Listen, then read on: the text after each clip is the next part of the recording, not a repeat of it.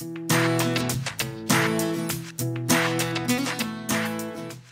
everybody, it's Amy Coon. We're here at Your Paper Life, our little show that we have going on here, and I have someone who's very special to me, again. All these people are, as you can tell, but Amber really is. Amber Packer, you are one of my paper girls. Yes. And what a paper girl is she's on our design team for the printables at the Paper Life. So you can go to www.thepaperlife.com and find our printables there, find inspiration from Amber. But we want to talk, enough about that. We want to talk a little bit about how'd you get started in this industry, and tell us about your paper life. Oh yeah. Well, my story is kind of funny. I just was looking to find a little bit of extra money, and I had a friend that was teaching scrapbooking, and she was quitting, and so I asked her how you got hired to do something like that, and she said, you bring in your scrapbook pages, and I didn't have any.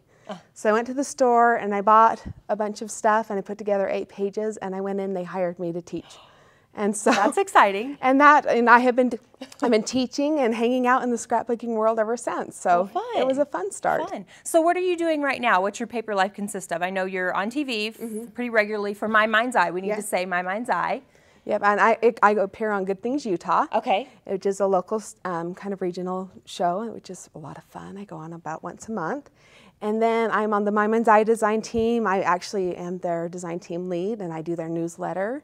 The blog. And run the blog. Yep. And then I can kind of do things for other people too, so it's a lot of fun. And then in the meantime, you're a mommy and a wife and all that stuff. Yep. So 2 cute little boys. Yes, fun, which I'm sure, we'll see lots of them in the scrapbooking. But I want to show a sampling of some of Amber's work. Here we've got, this kind of like a mixed media canvas almost you did. Really cute, and that's the family. Yep, that's the family. Played with some of the pearl, I can't think of what. Pearl essence, is it? Pearl essences on top of my acrylic paints, and then this is a fabulous older line of My Mind's Eye called Andrea Victoria. So nice. My Mind's Eye, they've got some yummy stuff. This one here just about makes me swoon for sure. All that. Oh, cute picture. That's my handsome oldest boy, Neil. So sweet. Okay, and let's show a few more of your samplings of your work, and then we'll get over to your project you're going to do with us today. Yeah. This is Christmas. Got a friend who does those amazing pictures. Yes, that's always great when we've got good photography going on. And then we have a love line. That's the husband. That is. Okay. Hope so. Yeah, I hope that. Yeah, I don't want to out you on TV. And then you've brought with you today, what we're going to do is put this together, kind of an off-the-page type thing, so that you realize all these supplies and all the things that we gather together doesn't necessarily mean it has to be a scrapbook page. We can come up with all kinds of ideas. You don't want to just hide it in the books and albums, and that's actually with Good Things Utah. Generally, what I do is home decor. So I'm taking our paper and I'm making a 3D, or like you said, taking it off the page. Off the page, yes. So kind of show us, you brought all this stuff here, and show us what you've done to build this. Okay. This is the Lost and Found 2 collection. This is the Sunshine. It's got these fabulous goldish yellows and the blacks and the tans.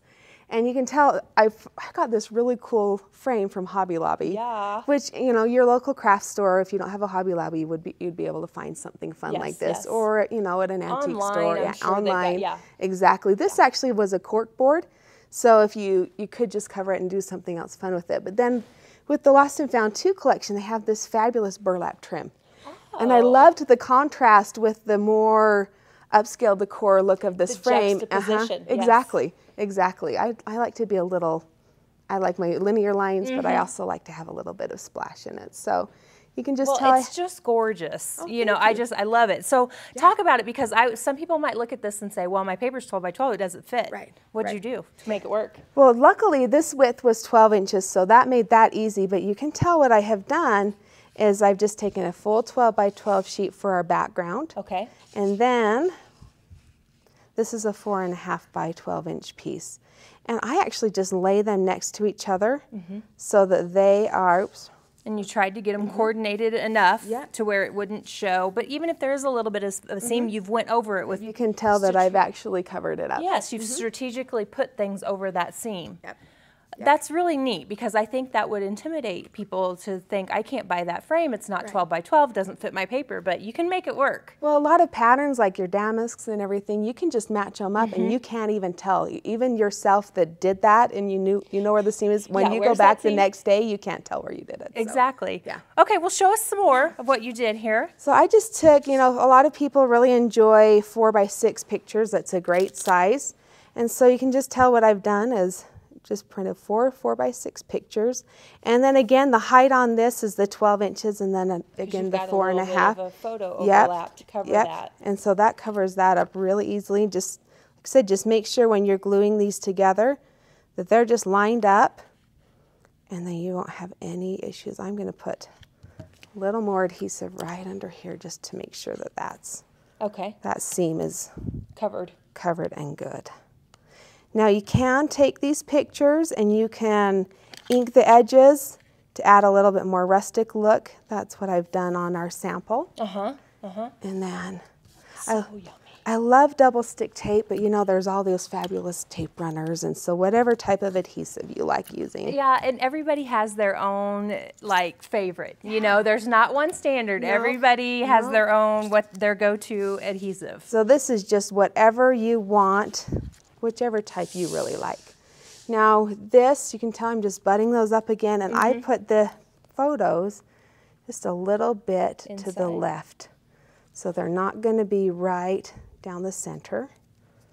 And again, and if you want, and this is another silly technique of mine, is just to take regular tape and tape the back if you're putting them together. So you just would flip it over and run regular tape. And run it across your seam. Nice. Just to keep it together when you're gluing everything on. Now, oops. Well, and I'm going to reach in here and just show some of this stuff from my mind's eye. It's just, oh.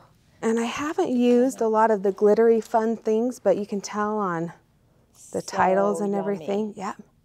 Love, love, love. Yeah. So we're just going to kind of put this here. Go over. You can tell that some of this overlaps a little bit, but you just, when you get it all put together, you're just going to trim it right off. And this pieces together so nicely, but it's still, you're giving it dimension and layers. I love that. That's neat. Now this is really fun. This is actually cut from one of their just 12 by 12 pieces of paper. It was just printed on there. You designers, you all think outside of the box. So you just kind of, that's the fun thing. You never use something what it was meant to be used for. No. But that's the fun thing, if we all did everything the same, used it exactly, as the designer intended it, then all of our projects would look the same. Exactly. And so, that's the fun thing about this hobby is this is you. Yes. So my thing and my biggest thing and what I try to teach people when I go on TV or teach in classes is it's your project. It doesn't matter what anybody else has done. I agree. If you like it, then it's perfect. It's perfect. Exactly. Right. Exactly. So we're going to add a little bit of glitter over here to the left. Yep. Yep. And you can just tell these are just 3/4 inch pieces, and I'm just piecing it together as you go, and it fits. Yep. Especially where you're covering edges with the frame, you don't have to have this be a perfect project. Because you kind of, you cut that off at the end and overlap it, and it's all good. Paper crafting is very forgiving because you can cover your mistake with all kinds of other fun stuff. Well, sometimes my cutest projects happen from a mistake. Well, and that's what I was going to say. I think a lot of times the things that I've learned the most are from my mistakes. And like you said, then all of a sudden you add some sort of a flower or something where you maybe wouldn't have done it because you made what you thought was a mistake, and it's your favorite part of the project. It happens all the time to me. I swear that's, it's always that happy oops. Yeah, so you sort of just have to trust yourself, I think, with this too. And so this is, just take a little tape runner. You could do some liquid glue and just run it down there. Okay. And then we're going to add some little pom-poms on the side here. Pom-poms, yay. I know. So you can you actually get 2 yards of pom-poms. I was going to say, you're rolling off a lot of pom-poms there. So it's a lot of fun. I love their trims. Yeah, I love a lot of their stuff. Yeah. Now, a trick with brads and everything is when I did this, I actually just glued it directly onto the cork board, onto the background. And so I had all this thick chipboard and everything behind. There's no way I could put my brads through. So my trick for that was just to take them out of the package. And open that brad up there. And you clip him. Yep, just clip him off. Wow. And then if you wanted, you could take your little craft hammer and smash that down flat if you wanted. But you don't have to do that. Just add a little bit of adhesive on the back. And then just add him right where you want him to go. And nobody knows that you didn't actually that brad didn't actually go down through. And you know, that saves a lot of people's fingers. That's a good trick, not only for, you know, but anything. You don't have to poke the brad through. You can clip those things off anytime. Chipboard albums, all those, you know, all those types of projects that we want to add this dimension to, but we're not sure how. That's how you do it. Exactly. Yeah.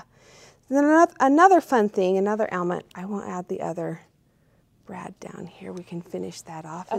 Again, taking this fabulous burlap trim and using it as an embellishment up there and just making a little banner. Their banner pieces are so popular right now. Oh, I see it. Yes, you've got it. Okay. So I just went like this, cut myself a little piece. Yep, cut the little banner shape. And then again, it's amazing what this double stick tape will adhere to your project. And you're just going to go, just stick it about right there. Wow. See, I'm telling you, you designers thinking outside the box. And then we'll take, you know, and it really doesn't matter, just any of these fabulous brads that have the little doilies on the outside. And isn't it amazing, manufacturers, how far they've come with brads? They aren't what they were. No. I mean, you know, they were just the flat little nail head dots, and look at how they've wowed them. That you used in kindergarten to make a spinner or something. Yeah, it's gone way beyond that. Just add this up here to the top. And then they've also started manufacturing these gorgeous brads. Oh, I didn't know that. Pearls. Yeah. And they come off as one big they're sheet. self-adhesive. Now my trick on things like this, because I used to, when they first came out with stuff with beautiful products like this, I would take the whole thing off and then it would fold over on itself and I'd get all frustrated and upset, and you'd worry that you ruined the whole thing. So this is my trick, is I just peeled off a little bit. To give it a grip. Yep, and then you start. So then you're in place, and then you peel. Oh, and then you can peel off the rest. You can do just a little bit, but that way you keep your fabulous shape. You're not getting it stuck to itself. You have just totally changed my paper life with that tip. Well, great. That's what we're here for, right? Yes. So there you go. Now you've got, it's exactly how it was on the package. And then you just add some, a little bit more fun embellishments, or you can personalize this. And then put it in your frame, hang it on your wall, and you've got a piece of art for your home. And out of your craft by the seasons. That's the fun thing about frames, is you've got, we take your favorite layout you just did, get a 12 by 12 frame, and enjoy it. Enjoy it before you put it in the book. I know, I agree, totally. Well, thank you so much, Amber Packer, and she's here with My Mind's Eye, and she's also a paper girl at the Paperlife. We want you guys to all go make a beautiful mess of your paper life. See you later. See ya.